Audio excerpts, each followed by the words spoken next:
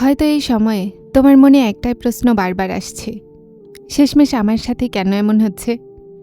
আমি কারো খারাপ চাইনি, তারপরও আমার জীবনে এত চিন্তা কেন?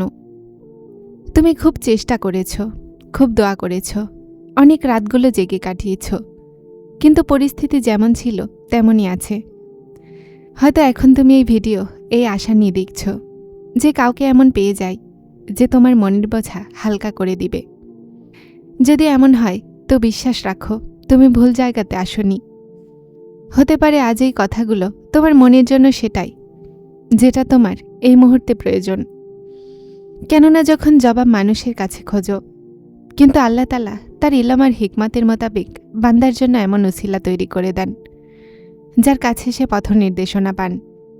আজ মনকে নীরব করে শোনো, কেননা হতে পারে তোমার চিন্তাগুলোর পিছনে সেই হিকমত আছে যেটাকে জানার পরে তোমার চোখে অশ্রু হবে, কিন্তু মন আগের চেয়ে বেশি প্রশান্ত হয়ে যাবে। কখনো লক্ষ্য করেছ যে জীবনে সব কিছু সহজ হয় তো মানুষ তার রবকে কম মনে করে, কিন্তু যখনই কোনো বিপদ আসে মন আপনা আপনি আল্লাহর দিকে ঘুরে যায়। এটাই ওই প্রথম নিশানি যা অধিকাংশ মানুষেরা বুঝতে পারে না। আল্লাহ তাআলা কখনোই তার বান্দাকে বিনা কারণে পরীক্ষা করেন না। পরীক্ষার মাধ্যমেও তিনি তার বান্দার জন্য কল্যাণের রাস্তা বানাতে পারেন। আর অনেক মানুষদের জন্যই এটা তার রবের নিকট পৌঁছানোর উত্তম মাধ্যম।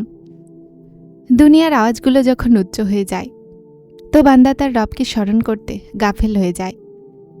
এজন্য কখনো কখনো পরীক্ষা মানুষকে দ্বিতীয়বার তার রবের দিকে মনোযোগী করে দেয়। তুমি যেই চিন্তাগুলোকে ফলাফল ভাবছ, হতে পারে সেটাই তোমার জীবনে কোনো নতুন ভালোর সূচনা হয়ে যাবে।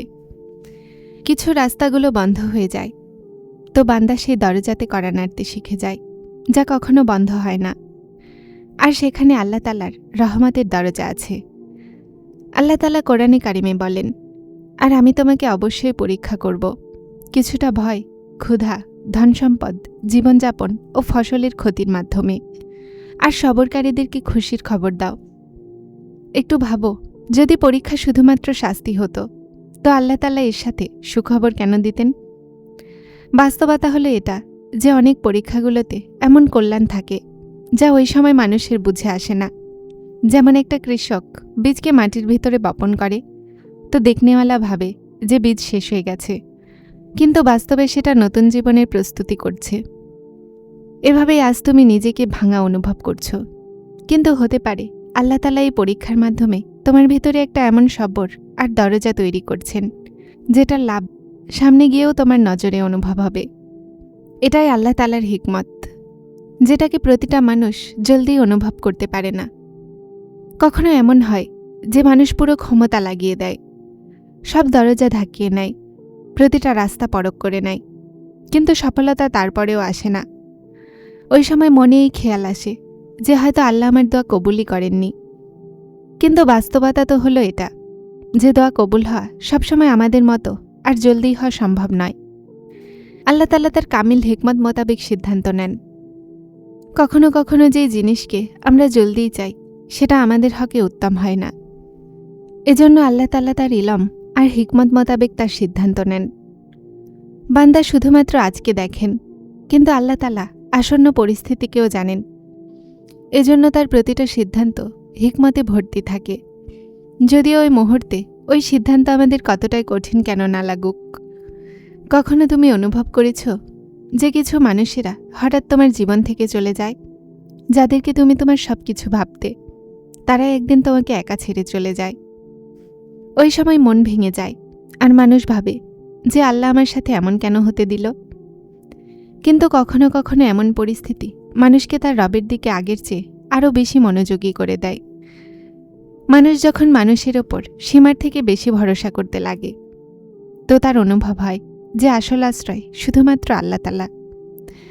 দুনিয়ার সম্পর্কগুলো বদলাতে পারে, পরিস্থিতি বদলাতে পারে, কিন্তু আল্লাহ তাআলার রহমত কখনোই বদলায় না। যখন সব রাস্তাগুলো বন্ধ অনুভব হয় তখনও আল্লাহ তাআলার দরজাগুলো সবসময় খোলা থাকে।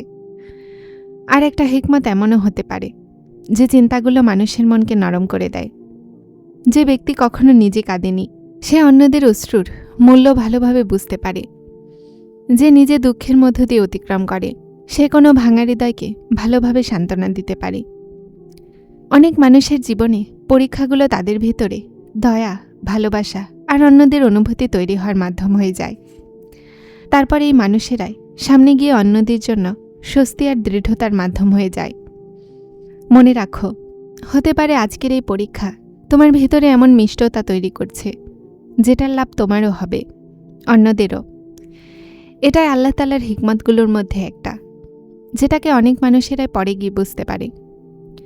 আর কখনো কখনো তুমি মন থেকে দোয়া করো, চোখে অশ্রু থাকে, বিশ্বাসও থাকে, কিন্তু তারপরও পরিস্থিতি বদলাতে নজরে আসে না। এমন সময় শয়তান সবচেয়ে প্রথমে তোমার মনে এই ওয়াসওয়াসা ভরায় যে হয়তো আল্লাহ তোমার শুনছে না। কিন্তু মনে রাখো, আল্লাহ তাআলা তার বান্দার সব ডাক শোনেন। কোরআনে কারিমে আল্লাহ তাআলা বলেন, আর যখন আমার বান্দা তোমাকে আমার ব্যাপারে জিজ্ঞাসা করে, বলে দাও আমি খুব নিকটে আছি।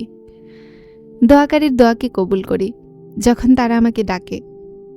এই আয়াতে আল্লাহ তাআলা এটা বলেননি যে আমি কখনো শুনি, বরং বলেছেন আমি নিকটে আছি।